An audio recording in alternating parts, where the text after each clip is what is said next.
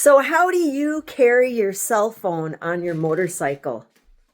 I use quad lock and you might use something else. I notice in every single forum, every single group I'm a part of, people always ask, how do you transport your cell phone on a motorcycle?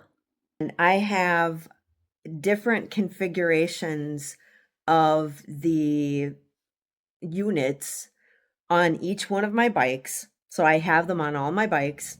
And I also have a mount in my car. I am not sponsored by Quad Lock. I'm just offering you an opinion, and I hope it's helpful. Thanks. We are going to start with my Sportster today. This configuration is one of the simplest that you can assemble for a motorcycle. It has only the handlebar mount and the USB smart charger, which I'll talk a little bit more about in a few minutes. This is the configuration I have for my Road King. I have the waterproof wireless charger here. And then underneath it, you can't really see it very well, but underneath it, I have this vibration dampener. There's the vibration dampener. It makes it so that the camera lens doesn't gyrate to damage the camera of the cell phone. So I elected to put that on this bike since it was going to be my long distance tour. This bike vibrates a lot. Not as much as my Sportster, but it does vibrate. This is the basic handlebar mount along with the pivot arm, which is this piece here. This is what it looks like when it is fully mounted, and it kind of shakes a little bit because of that vibration dampener. On the Harley-Davidson Road King, the power is supplied through a USB connection. They actually have a USB that comes with a switch that you can outfit on here.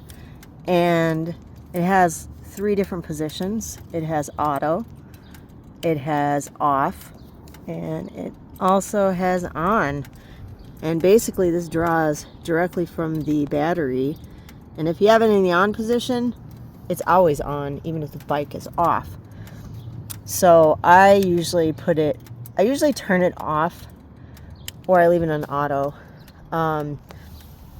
If you put it in auto, essentially what happens is it's supposed to shut off when you turn the bike off. However, if you've got a really strong battery, it will stay on for a time and you'll still see the blue light. This is the configuration I have on my GS. So essentially I've got the wireless charging mount. It's connected to a standard handlebar mount. It doesn't have the pivot like I have in my Road King Special, and I do have a dampener, but I don't have a USB plug connection directly to the battery. I just routed the normal USB connection. I fed it directly into this compartment where the USB is. So, and here's just a demonstration of how it goes on. This is my quad lock cell phone case, and don't ever get bug spray on the case, otherwise it will melt. But anyways, this has the mag lock ring, which sometimes pops out, so keep an eye on that. But besides that, you know, it's pretty easy. It's an easy install. You just click it into place, and if you want to take it off, you push down and turn it, and it comes off easy. But it's very secure. I've never ever lost a phone on one of these mounts. It's extremely secure. I have the handlebar mount in the center, and it fits here really good.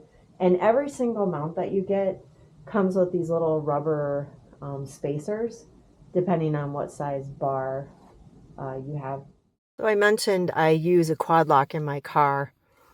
Well, actually, I don't have a car. I have an SUV. I have a Toyota 4Runner, and I actually have my quad lock mount on the dash here. I love it. It's plugged into a USB down near the console. It charges until it's done. You probably noticed that I didn't put a vibration dampener on the Sportster. And I did also mention that the Sportster vibrates more than my Road King. I have never experienced any problems with the cameras of any of my cell phones, and I did used to use a RAM mount. I understand that the camera lenses are sensitive and can be damaged, but I've never seen it, so I am curious if anyone watching this has had trouble with their camera lens after riding on a motorcycle with it on a mount system that didn't have a vibration dampener. I have a Samsung Galaxy phone, and I never use it to record footage while I'm riding my motorcycle. I'm curious to hear about other people's experience with this. Let me know in the comments if you've ever had any issues with your camera lens. What do you think about the quad lock system? Do you use it? Do you use something else that's similar? Let me know. Thanks for watching.